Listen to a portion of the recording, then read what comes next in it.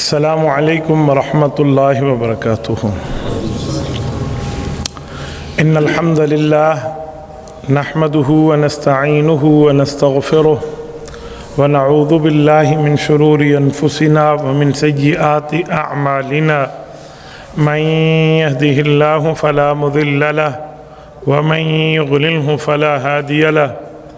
قال الله تبارك وتعالى في كلامه المجيد والفرقان الحميد: أعوذ بالله من الشيطان الرجيم، بسم الله الرحمن الرحيم، توبوا إلى الله توبة نصوحا، اللهم صل على محمد وعلى آل محمد كما صليت على إبراهيم وعلى آل إبراهيم إنك حميد مجيد، اللهم بارك على محمد وعلى آل محمد كما باركت على إبراهيم وعلى آل إبراهيم إنك حميد مجيد۔ معزز دوستو، آج 17 فروری 2023 اور جمعۃ المبارک کا عظیم دن ہے، اور ہم یہاں جامع مسجد ابو ایوب انصاری رضی اللہ تعالیٰ عنہ ڈیرہ اسماعیل خان میں جمعہ کی گفتگو کے لیے جمع ہے۔ میرے دوستو، اللہ تعالیٰ سے اگر بندے کا تعلق نہ بنا ہو تو انسان کی نیند بھی خراب، انسان کا جاگنا بھی خراب، اور اگر اللہ تعالیٰ سے ہمارا تعلق بن جائے تو ہماری نیند بھی کارآمد، ہمارا جاگنا بھی کارآمد۔ یہ خالصتاً رب کریم کا فضل ہے، اور اللہ تعالیٰ سے تعلق بنانا بہت آسان ہے، کسی قسم میں کوئی مشکل نہیں ہے۔ بس ایک بات بندہ ذہن میں رکھ لے کہ اللہ تعالیٰ میرا خالق ہے، اور اس کو حق ہے کہ مجھے بتائے میں نے کیسے زندگی گزارنی ہے۔ اللہ تعالیٰ میرا مالک ہے، اور اللہ کو پورے کا پورا حق ہے کہ وہ اپنی ملکیت پر اپنے حکم کو چلائے۔ اللہ میرا رازق ہے، رب کریم مجھے رزق دے رہا ہے، کھلا رہا ہے، پلا رہا ہے، تو پھر اللہ تعالیٰ کو پورا حق ہے وہ مجھ سے اپنی عبادت کا کام لے۔ جب ہم یہ 3 باتیں سوچ لیں گے تو پھر ہمارے لیے اللہ سے تعلق بنانا مشکل نہیں رہتا۔ رب سے تعلق بنانا مشکل تب ہوتا ہے جب بندے کا دماغ یہ ہو کہ بابا میری زندگی ہے، میں اپنی مرضی سے جیوں گا، میری زندگی ہے، میں اپنی مرضی سے گزاروں گا۔ جب ہم اپنی مرضی والی بات لے کر آتے ہیں تو پھر اللہ تعالیٰ کی مرضی کو ہم ختم کر رہے ہوتے ہیں۔ اور پھر یاد رکھیں، ہماری مرضی وقتی طور کی مرضی ہے، ہمیں علم نہیں ہے کامل طور پہ، ہمیں غیب کی معلومات نہیں ہے۔ اللہ کا علم بھی کامل ہے، اور اللہ کو غیب کا علم بھی ہے، غیب کی معلومات بھی ہیں، غیب کے معاملات بھی رب جانتے ہیں۔ تو جو ہم سے غیب ہے اللہ کو وہ بھی پتہ ہے۔ ہو سکتا ہے میں اپنی مرضی سے زندگی گزارنے کے لیے ایک چیز اختیار کروں اور مجھے علم غیب نہیں ہے اور میں غلط اختیار کر بیٹھوں، اور اللہ تعالیٰ نے جو میرے لیے ریکمینڈ فرمایا ہے، اللہ نے میرے لیے متعین فرمایا ہے، اللہ تعالیٰ نے میرے لیے طے فرمایا ہے، وہ اللہ تعالیٰ علم بھی کامل رکھتا ہے، غیب کا علم بھی رکھتا ہے، تو وہ یقیناً اس میں خیر ہوگی۔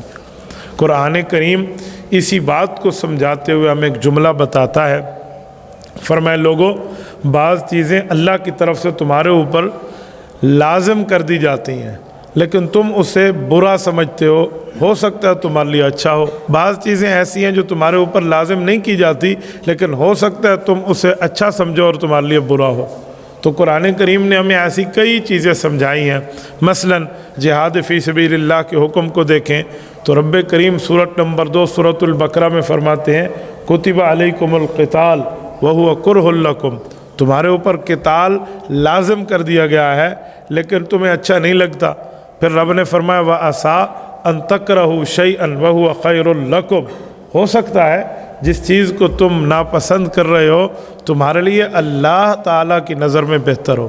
وَعَسَىٰ أَن تُحِبُّوا شَيْئًا وَهُوَ شَرٌّ لَكُمْ واللہ یعلم وانتم لا تعلمون، اور ہو سکتا ہے جس چیز کو تم پسند کر رہے ہو، محبت کی نظر سے، پیار کی نظر سے، سلیکشن کی نظر سے اس کا انتخاب کر رہے ہو، وہ تمہارے لیے بری ہو، اور اللہ تعالیٰ جانتے ہیں، تم نہیں جانتے۔ تو یہ بات ہمیں اللہ تعالیٰ کی مرضی کے مطابق زندگی گزارنے کی طرف اشارہ کر رہی ہے، رہنمائی کر رہی ہے۔ میں سمجھانے کے لیے ایک مثال دیتا ہوں۔ ایک آدمی غیر ملک نہیں گیا، آؤٹ آف کنٹری، پاکستان سے باہر اس نے زندگی بھر قدم نہیں رکھا، اور وہ جانا چاہ رہا ہے اور اپنی مرضی سے طے کر رہا ہے یہ کروں گا، یہ کروں گا، یہ کروں گا۔ ہو سکتا ہے کامیاب ہو جائے، ہو سکتا ہے وہ غلطی سے ٹھوکر کھائے، لیکن غلطی سے ٹھوکر کھائے یہ زیادہ چانسز ہے اس کے لیے۔ تو اس کے لیے بہتر ہے وہ ان لوگوں سے مشورہ کرے جو پہلے جا چکے ہیں، جو جانتے ہیں، جو ماہر ہیں، ایکسپرٹ ہیں، ان کے پاس نالج ہے، معلومات ہیں، ان کے پاس جا کے مشورہ کر لے تو بہتر رہے گا۔ تو جب ہم ملک سے باہر جانے پہ ٹھوکر کھا لیتے ہیں تو آخرت کی زندگی دنیا سے باہر جانے کی زندگی ہے۔ نہ ہم نے جا کے دیکھا ہے، نہ ہمیں کوئی اپنے تجربے پہ معلومات ہیں۔ جو بتایا ہے وہ اللہ رسول نے بتایا ہے، تو ہم ان کی مطابق اپنی زندگی کو کیوں نہیں ڈھال لیتے؟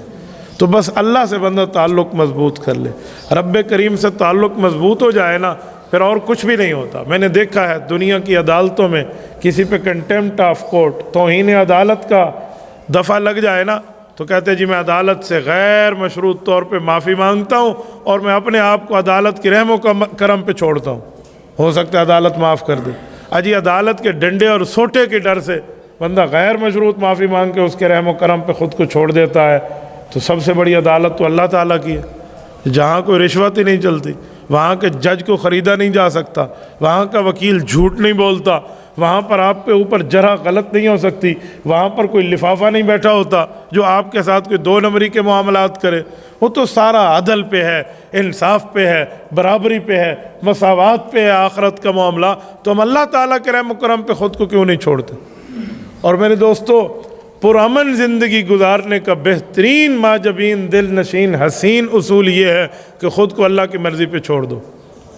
یہ جو ہمیں شیطان پٹی پڑھاتا ہے ہماری زندگی اپنی مرضی کے مطابق گزاریں گے، اسے کہا جاؤ، اپنی آنکھیں اپنی مرضی کے مطابق تم لے کر نہیں آئے، اپنا چہرہ اپنی مرضی کے مطابق لے کر نہیں آئے، اپنے نین اور نقش اپنی مرضی کے مطابق لے کر نہیں آئے، اپنی زندگی کی سانسیں کتنی ہیں یہ تم اپنی مرضی کے مطابق لے کر نہیں آئے، اپنی جسامت ڈیل ڈول پارٹس آف دا باڈی کی کیفیت و حیات، اس کی کوالٹی کوانٹٹی تم اپنی مرضی کے مطابق لے کر نہیں آئے، اور آج آپ آ کے بندہ کہا جی میں اپنی مرضی کے مطابق لے کر آیا ہوں۔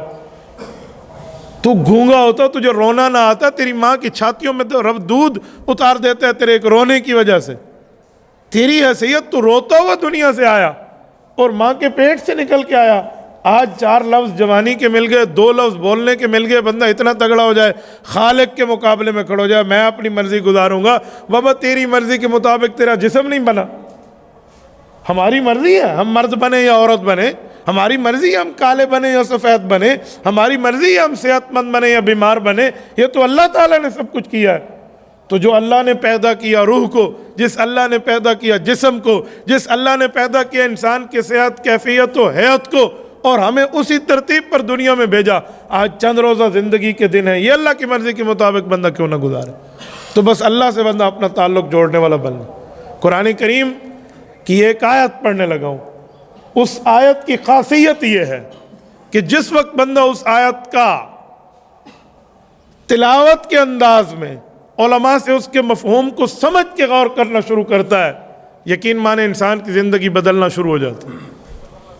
اللہ تعالیٰ قرآن کریم سورت نمبر 80 سورت عبس میں فرماتے ہیں کہ اے بندے اگر تو اپنی پیدائش پہ غور کرنا کہ میرے بورن کے، میری پیدائش کے مراحل، سٹیجز، اس کے سٹیپس کیسے ہیں، میں کس طرح پیدا ہو کے دنیا میں آیا ہوں، اور میری پیدائش کن کن اجزائے ترکیبیہ سے ہوئی ہے، تو پھر تیرے لیے زندگی گزارنا اللہ کی مرضی پہ آسان ہو جائے گا۔ یہ سورت نمبر 80 سورت عبس ہے، اور میں اس کی آیت پڑھنے لگا ہوں، آیت نمبر 17، 18، 19، 20، 21، 22۔ یہ سورت عبس، عبس وتولی ان جاءہ الاعمی۔ رب کریم فرماتے ہیں قتل الانسان ما اکفرہ، کہ انسان تو مارا جائے، کیوں کافر بن گیا؟ جیسے ہم سمجھانے کے لیے کہتے ہیں نا، موت پہ یا تے کو کیا تھی ہے، یہ شکوہ ہوتا ہے، گلہ ہوتا ہے، دوسرے کو غیرت کی ابھارنے پہ ہوتی ہے. جب مثلا والد کی توقعات بیٹے سے اور ہیں اور بیٹا باپ کے توقعات کے برعکس اس کا مقابلے میں کھڑا ہو کے دشمن بن گیا ہے تو والد کہے گا نو سایہ مویا کے تھی. یہ لفظ بد دعا نہیں ہوتی, یہ لفظ اس کے دل میں اپنی محبت کے جگانے کے لیے الفاظ تعزیر ہوتے ہیں. تو فرمایا قتل الانسان ما اکفرہ, کافر بننے کے لیے ہم نے تمہیں پیدا کیا تھا, اور مارے جاؤ تم کافر بن گئے ہو, نافرمان بن گئے ہو. اب سنیں پھر اللہ تعالیٰ نے ترغیب دی ہے, فرمایا من ای شیء خلقہ, کبھی اپنی پیدائش پہ غور کیا؟ تم پیدا کیسے ہوئے؟ ایسے تھوڑی ہے کہ بس دنیا میں آ کے بیٹھ گیا, میں ایسے ہی جی میں بوٹی نکلی ہے, میں زمین جو ہی میں نکلا تو کچی پڑھن بہتیاں, یوں تھوڑی ہے. من ای شیء خلقہ, کس چیز سے پیدا ہوئے ہو؟ پھر رب کریم نے فرمایا اگر اس پہ آپ غور کر لیتے کہ میں کس چیز سے پیدا ہوا تو میرے خیال میں پھر تکبر کی چادر کو زمین میں دفن کر دینا چاہیے. اللہ نے صرف ایک لفظ سے اشارہ کیا, ڈیٹیل نہیں دی. فرمایا من نطفہ, پانی کی ایک بوند سے پیدا ہوئے ہو. دوسری جگہ قرآن کہتا ہے من ماء مہین, اس پانی جس کے لیے تم نفرت کرتے ہو, اس کو غلاظت کی نظر سے دیکھتے ہو, یہ تو تمہاری پیدائش ہے. اب تکبر کیسا؟ ہاں جی, ہم چون دیگرے نیست, فارسی میں کہتے ہیں مجھ جیسا تو کوئی ہے ہی کوئی نہیں. تو ہمارے علماء کہتے تھے کہ دیگرے نہیں ڈنگرے نیست, کہ مجھ جیسا ڈنگر کوئی نہیں ہے. ہم اللہ تعالیٰ کے مقابلے میں اتھارٹی آف دا گاڈ, خدائی قدرت کو چیلنج کرنے کے لیے شیطان میں پٹی پڑھا کے آگے ٹھہرا دیتے. رب فرماتے پیدائش دیکھیے, من نطفہ, پانی کے ایک بوند سے پیدا ہوئی, اور ایک پانی سے بھی نہیں, دو پانیوں کے ملاپ سے. سورۃ الطارق میں ہے یخرج من بین الصلب والترائب, فرمایا ماں کے سینے سے اور باپ کی کمر سے جو پانی نکلا اس کی ملاپ سے آپ کو پیدائش ملی. یہ صرف رب کریم نے ایک اشارہ دیا, اس کی ڈیٹیل نہیں دی تاکہ ہم اپنی بالکل اس حیثیت پہ آ جائیں, اپنی اوقات پہ آ جائیں اللہ کے سامنے آنے کے بجائے. میں نطفہ, اور پھر فرمایا سنو میں نے تمہیں اس پانی کی بوند سے تو پیدا کیا, خلقہ, میں نے تمہیں پیدا کیا, خوبصورتی کے ساتھ تمہیں تخلیق کیا.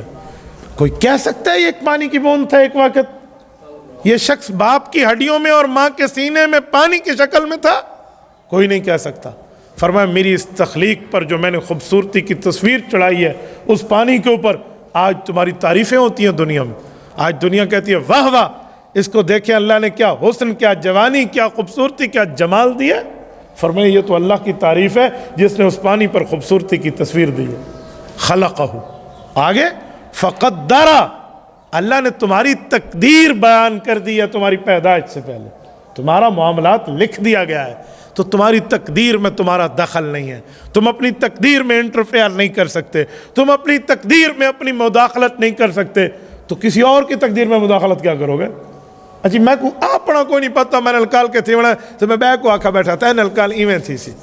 ہمارے ایک مشہور ایک نجومی آ کے بیٹھ گیا اور لوگوں کہنے لگا جی ہاتھ دکھا, تیری 2 شادیاں نہیں, تیری ہک ہے, تیری کوئی نہیں تھیوڑی. وہ شادیوں کی پیشن گوئیاں دیکھ رہا ہے لوگوں کے ہاتھ دیکھ کر. ایک بزرگ بابا بیٹھے تھے, ان کے ساتھ ایک نوجوان تھے, اس نے اس کو آنکھ مار کے کہا سمجھ گیا؟ انہوں نے کہا جی سمجھ گیا. جوتی اتار کے نوجوان نے ہاتھ میں رکھ لی اور بابا اس نجومی کے آ گیا. اس نے کہا یہ بتائیں ابھی کیا ہوگا؟ اس نے کہا ابھی یہاں بیٹھے ہوں گے. کہا نہیں تھوڑے ٹائم بعد کیا ہوگا؟ کہا ہوائیں چلیں گی, بہترین موسم ہوگا, ہاں لولی ویدر, بہترین اچھا ماحول ہوگا. تو اس نے نوجوان کو اشارہ کیا, اس نے جوتی اٹھا کے دے ماری اس کے چہرے پہ اور ایسا رگڑا 3-4 منٹ اس کو مٹی اور وہ بھاگ گیا. تو انہوں نے کہا تجھے خود نہیں پتا 2 منٹ بعد ہم تیرا حشر نشر کیا کرنے لگے اور تو انہوں کو لسندہ بیٹھے تھے 9 سال بعد کے تھی سی, 1 سال بعد تمہارے ساتھ کیا ہوگا؟ یہ تو ہماری حیثیت ہے اور ہم اللہ تعالیٰ کی حیثیت کو چیلنج کرنے آ کے بیٹھ جاتے ہیں. تو فرمایا فقدر, رب نے تمہیں تقدیر دی ہے, اللہ تعالیٰ نے تمہاری قسمت کو لکھ دیا ہے. تو جو میرے رب نے میری قسمت لکھی ہے وہ میرا خالق ہے, میری نیڈ, میری ضرورت, میری حاجت, میری تمنا جانتا ہے, لہٰذا میری تقدیر رب بری نہیں لکھے گا. اعتماد کر لو نا اللہ پہ, اعتبار کر لو. ڈاکٹر پہ اعتماد کر کے بندہ انجیکشن لگا دیتا ہے, ہو سکتا ہے زہر بھر کے اندر ڈالے میں مر جاؤں. ہم نے تو کبھی اس کے اجزائے ترکیبیہ چیک نہیں کی ہے, ہاں جی اس انجیکشن میں کیا ہے, ہو سکتا ہے زہر ہو, لیکن ہم نے اس کی قابلیت پر اعتبار کیا ہے. یار یہ 10 سال میڈیکل کو پڑھنے والا اتنا قابل ہے, جو میرا اللہ خالق ہے اس کی مجھے قابلیت پہ کوئی اعتماد نہیں ہے. کہ میں اپنے آپ کو رب کے حوالے کر دوں؟ اس پہ کوئی نہیں سوچ رہا۔ فرمایا فقدر، رب نے تمہاری تقدیر لکھ دی ہے، لہذا اس پہ راضی رہو، اسی پہ خیر ہوگی۔ ہمارے تبلیغ جماعت کے بزرگ ایک پیارا جملہ فرماتے ہیں، کہتے ہیں کبھی کوئی نقصان ہو جائے نا، یا کوئی غلطی ہو جائے، یا کوئی خطا ہو جائے، یا کوئی بیماری آ جائے، کہتے ہیں خیر اسی میں خیر ہوگی۔ لوگ مذاق اڑاتے ہیں، آج لوگ تھئی پئی اسی میں خیر ہوگی، اور خدا کے بندے آپ سمجھو یہ ان فیوچر کہہ رہے ہیں کہ مستقبل میں ہو سکتے اس میں خیر ہو۔ اور یقین مانے کئی خیریں ایسی ہوتی ہیں یقیناً، بعض چیزیں جس میں بندے کے لیے خیر ہوتی ہے اس کو بندہ اپنے لیے برا نہ سمجھے۔ بعض چیزیں ہوتی ہیں بس جو تو ہو گیا بس اس پہ کر لیں، کسی چیز کے معاملات کا انتظار نہ کریں۔ رات کی بات ہے، میں لاہور سے بالکل موٹر وے انٹرچینج پہ ٹھہرا تھا، یہ رات کو 11 بجے کی بات کر رہا ہوں۔ ایک ہمارے دوست ہیں بہت اچھے ہیں، انہوں نے آنا تھا، ان سے کوئی بات کرنی تھی، وہ نہیں آئے، تھوڑے لیٹ ہوئے۔ میں نے کہہ رہا ان کو کہنا جا اب تیری مرضی، میں جا رہا ہوں، پھر ملیں گے۔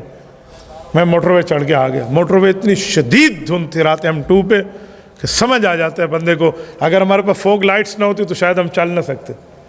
ہم موٹر وے اترے ہیں، 10 منٹ میں موٹر وے بند ہو گئی ہے۔ اگر میں اس 10 منٹ میں اس کا انتظار کرتا پھرتا تو میں نے آج صبح یہاں نہیں پہنچ سکنا تھا، کیونکہ موٹر وے کلوز ہو جاتی ہے اس دھند کی وجہ سے۔ تو اسے تو کہتے ہیں وہ نہیں ملا، پریشانی ہوئی، لیکن اسی میں خیر ہے، تو خیر تو بعد میں سمجھ آئے، تو خیر ان فیوچر ہے نا۔ یہ میں صرف اپنی مثال دے رہا ہوں، اپنی زندگیوں پہ غور کریں تو دن میں 20 مثالیں ایسی نکلتی ہیں جو اللہ تعالیٰ نے آپ کے اور میرے لیے بہتر لکھا ہوتا ہے۔ فرمایا فقدر، تمہاری تقدیر لکھ دی گئی، اور تقدیر لکھی اور تمہیں رب کریم نے کہاں رکھا؟ ماں کے اس پیٹ میں رکھا، فی ظلمات ثلاث، جس میں اوپر پیٹ کا اندھیرا بھی ہے، پھر رحم کے اندر بھی ہو، پھر تمہارے اوپر جھلی بھی آئی ہوئی ہے، ان تمام اندھیروں میں 1000 مرتبہ بھی چیخو تمہاری چیخ باہر نہیں آئے گی۔ رو پیٹے کو بندہ جو مرضی آئے کرے، تم کچھ نہیں کر سکتے، یہ رب کریم نے تمہیں رکھا ہے۔ اور اگر تم وہاں رہتے تو تمہیں موت بھی آ سکتی تھی، لیکن اب فرماتے ہیں ثم السبیل یسرا، میں نے تمہارے لیے دنیا میں آنے کا راستہ آسان کر دیا، تم دنیا میں آ گئے۔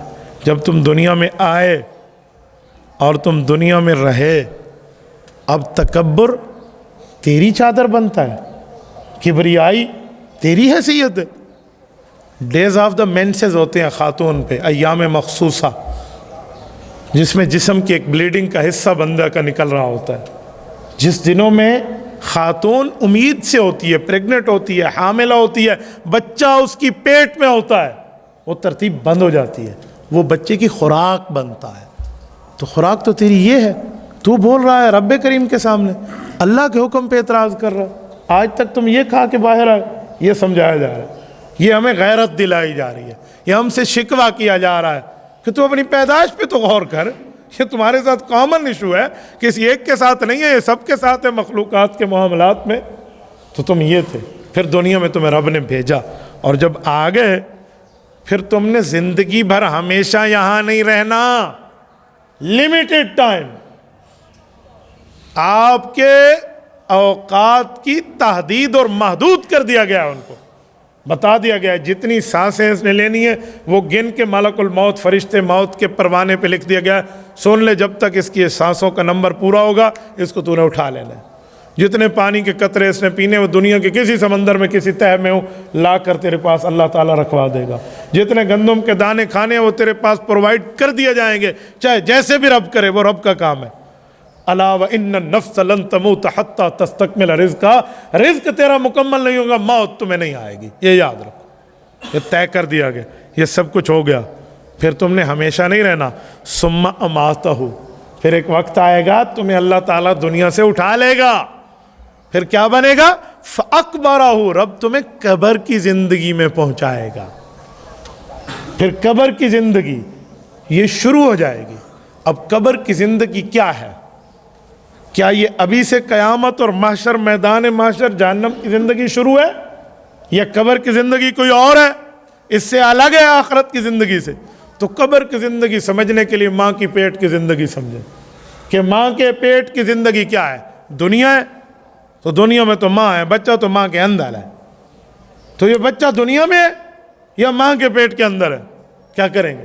جو اس کا جواب وہی قبر کی زندگی کا جواب۔ کہتے ہیں دنیا میں آنے کا ابتدائیہ مقدمہ، جو ابتدائی زندگی ہوتی ہیں وہ ماں کی پیٹ ہے، ہم نے کہا جو آخرت کی زندگی کا ابتدائیہ ہے، مقدمہ ہے، فرسٹ ڈیز ہیں، وہ قبر ہے۔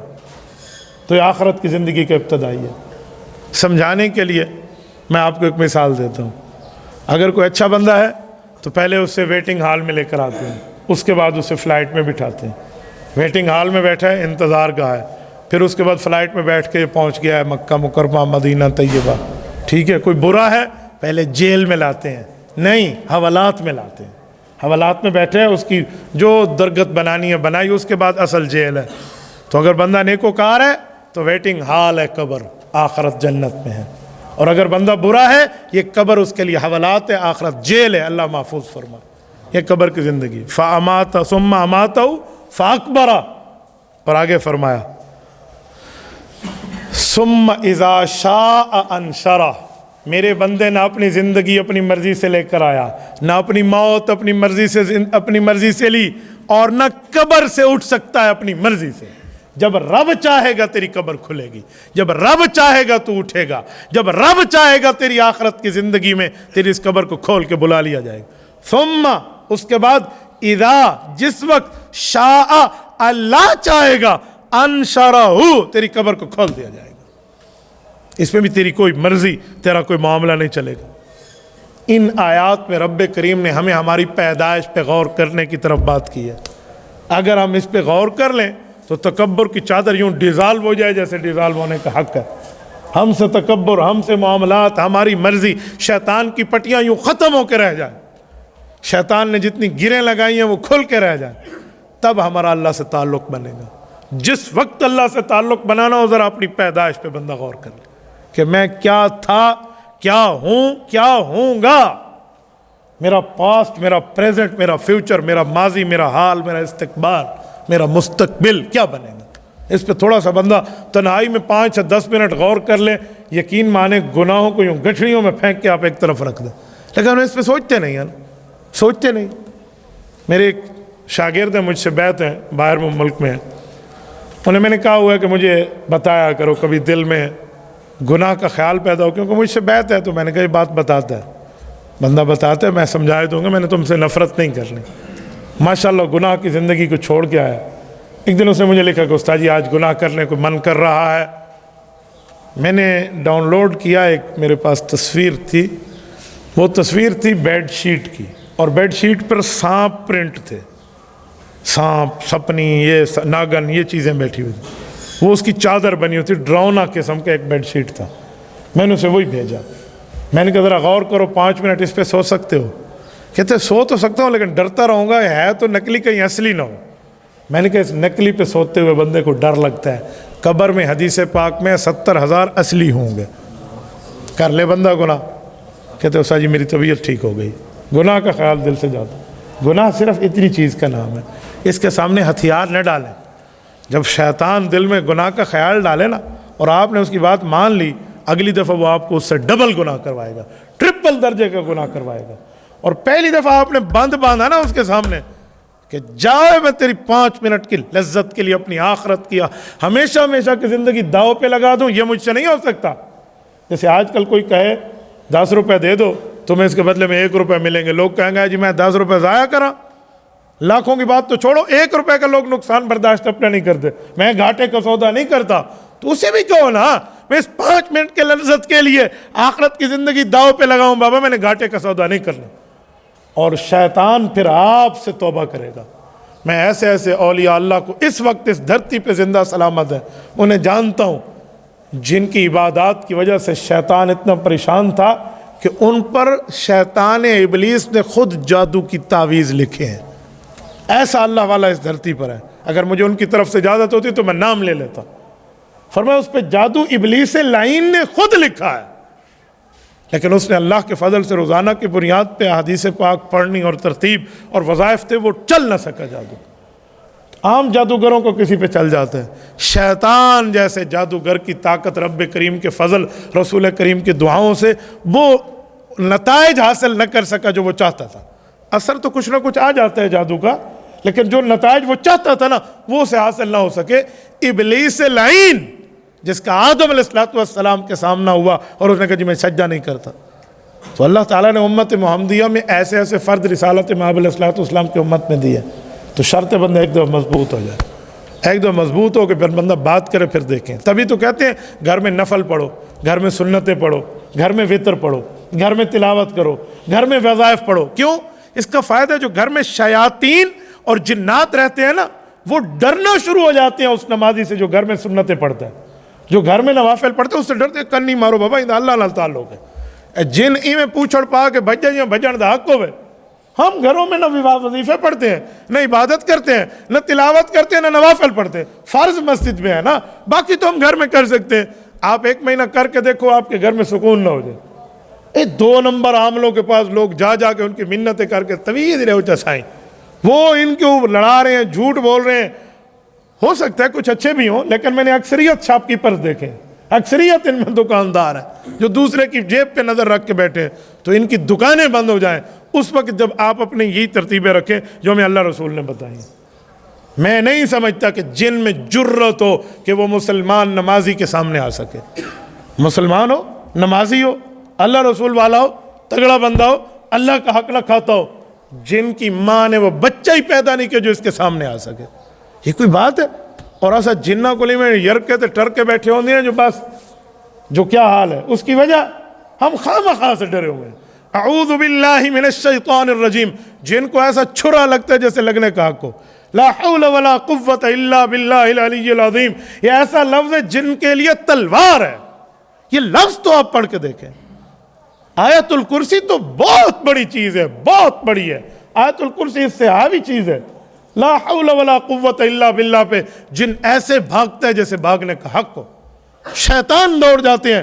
اعوذ باللہ من الشیطان الرجیم، شرط یہ ہے کہ بندہ اپنے ایمان کے ساتھ صاف ہو کر کرے۔